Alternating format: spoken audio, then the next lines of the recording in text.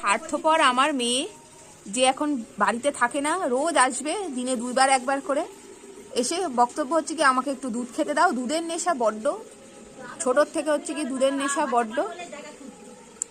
তো এখন দেখো শয়তান হাতে আসবে না, যাবো আমি, আমাকে খ্যাঁ করে পালাবে, আমার উপর চেঁচাবে। ও মেয়ে আসো, নাক করে না, আসো আসো আসো।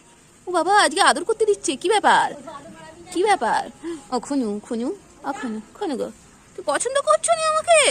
তোর মানি এসেছিল, তুই আসিস নি কেন রে সেই সময় উপরে? মানি তোকে কত দেখতে চাইলো। চ তোরে খেতে দিয়ে আয়, দুধ খাবি তো চ।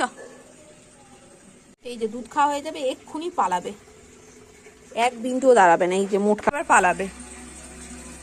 আর কোনো সম্পর্কই নেই আমার সাথে, দুধের সাথেও সম্পর্ক।